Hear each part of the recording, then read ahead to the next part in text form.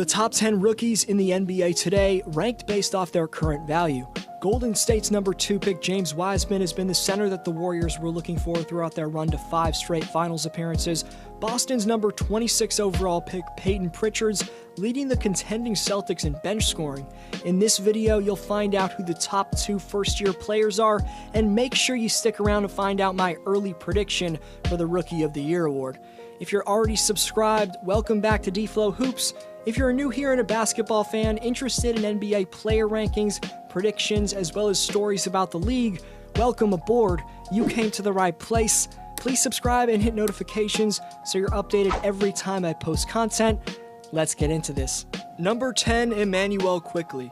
The 21-year-old from Kentucky was selected 25th by the OKC Thunder and was traded to New York 2 days after the 2020 NBA Draft. In his last 4 games, he's averaging 17.5 points, 4.3 assists, and almost a steal per game, while shooting 45% from 3 on 5 attempts, and all in just 21 minutes. More than his numbers, though, what separates Quickley from the rest of rookies that could have been ranked at number 10 is the fact that he's a valuable player on both ends of the floor. Quickley's strength, athleticism, and the fact that he has great size for a point guard make him an NBA-ready defender. Offensively, his floater game make him a crafty player on that end, where he's able to get buckets at ease in the pick and roll with a soft touch around the basket. Maybe he should be playing more than 17.3 minutes per game, because Quickley's per 36-minute stats are off the charts in his rookie campaign. Regardless, he's looking like a late first-round steal for New York, and he's been a crucial bench piece for the Knicks, who are shockingly tied for the 8th seed in the East. Number 9, Desmond Bane. You could argue that his teammate Xavier Tillman Sr. could be on this list, but the Grizzlies' 30th overall draft pick Desmond Bane has proved that the ability to finish through contact and shoot from distance that he showed off at TCU can hold up at the pro level. In all but one of the 13 games he's played with Memphis, Bane scored at least 6 points, and he's done that very efficiently. The man's taking just under 4 threes per game and hitting nearly half of them. So Memphis has a solid prospect next to Ja Morant and of course Triple J when the big man gets healthy. Number 8, Isaac Okoro. Playing over 37 minutes for the Cavaliers, Okoro's been a valuable tone setter on both ends of the floor for the 5th-seeded Cavaliers. The Cavs' 5th pick in 2020 has looked beyond NBA ready right off the bat in his career, as he hit a game winner in his preseason debut and has averaged 9 points per game on solid shooting splits for a player facing the harsh reality of his first season amongst the toughest basketball competition in the world. I'm just gonna use that to feel this. I mean, I'm better, but come on, man. Come on, man.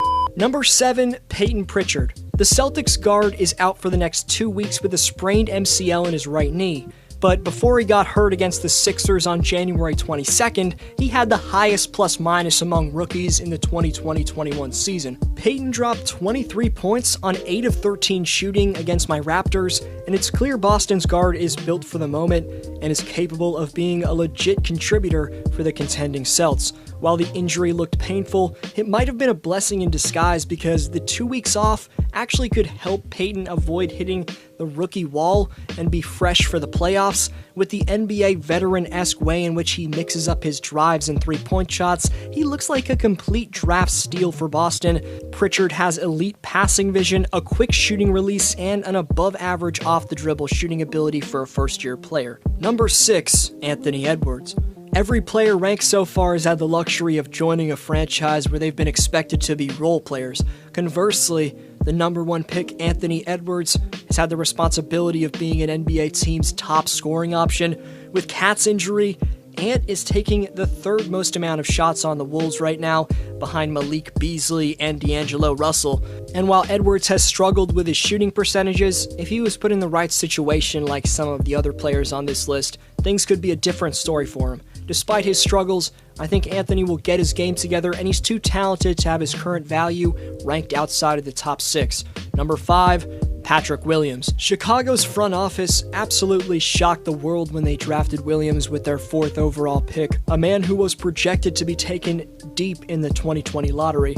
But the Bulls taking him is turning out to be an excellent decision, because next to the superstar-like pure scoring of Zach LaVine at shooting guard, the rebounding, wing defense, and solid jump shot at 6'7", 227 pounds is exactly what the Bulls needed at the small forward spot. Before their loss to the top-seeded Lakers, the Bulls won their last 3 games, and they're having their best season in a very long time, and the rookie Patty Williams deserves a decent amount of credit for that. Number 4, Tyrese Maxey. Give credit to Sixer coach Doc Rivers for giving their 21st overall pick in the draft, Maxey, the consistent minutes in the rotation that he deserves. Coaches giving prospects the proper consistent playing time as rookies is such a crucial, undermentioned aspect in a player's development, and Tyrese has been thriving off the opportunity he's been given as he put up 39 points against the Denver Nuggets, which was right behind Allen Iverson for the Sixers franchise record. It was also the most points in a rookie's first start since 1970. Maxey's scoring consistency for Philadelphia has resembled a player that's been in the league for half a decade plus. From January 7th to 14th, the 20-year-old Maxey had at least 15 points in 5 straight games. Overall, the man's creating and exploding off the bounce like a top NBA prospect, and because of his naturally gifted qualities, don't be surprised if he's a top guard in the world within the next few years. Number 3, James Wiseman.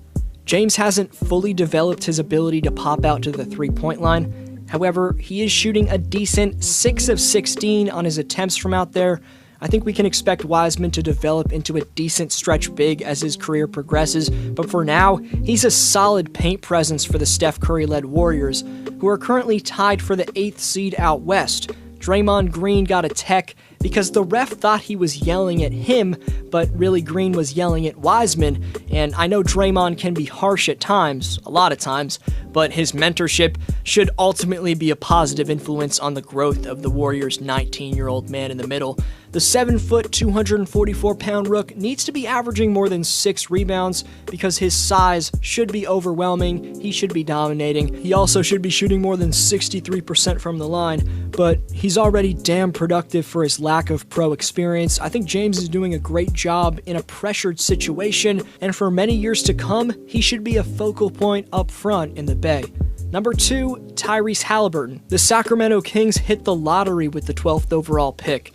As the former Iowa State Cyclone, Tyrese Halliburton is the real deal. He's averaged 11 points, 5 assists, and over a steal per game on 50% shooting from the field and 47% shooting from distance. His 4 blocks against the Knicks this past Friday were the most by any rookie this season. His lanky 6'7.5" wingspan at point guard, combined with his shockingly lethal three-point stroke, make him a nightmare to stop, and his size on the other end make him a sensational defender for a first-year player.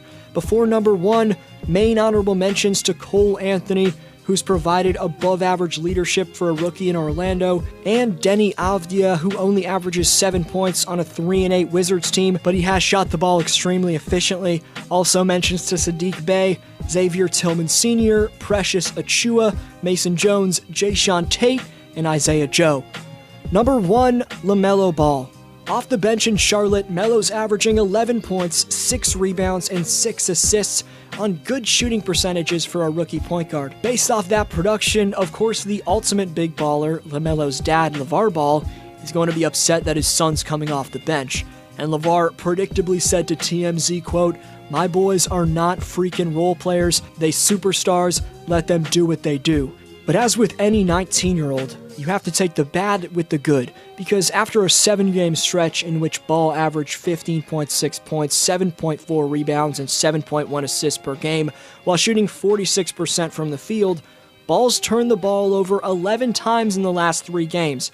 And as coach James Borrego said, quote, "If you're turning the ball over 5 times in 16 minutes, that ain't gonna cut it for me. If you're doing that on the offensive end, you better bring something defensively. He had a better stretch where he played extremely well. We need to find that again. He's got to get better. He's engaged. He wants to get better. He's capable of handling it." End quote. Overall, LaMelo's learning on the fly, and while there's going to be bumps on the road, like right now, the weapons he has in his bag offensively are too deep not to have him at number 1. It's going to be a 3-way race between him, Halliburton, and Wiseman for the Rookie of the Year, And the pro season that LaMelo has under his belt before he entered the league is tremendously benefiting him in the NBA right now, because Ball gained a season of experience playing against grown men in Australia's NBL before this year. He likely won't hit the proverbial rookie wall because of that, and I expect him to have more good offensive stretches than bad ones like he's having right now. I respond to every comment, so let me know who your prediction is for the 2021 Rookie of the Year down below. Follow me on Instagram and Twitter at DFlowHoops to stay tuned and to be friends.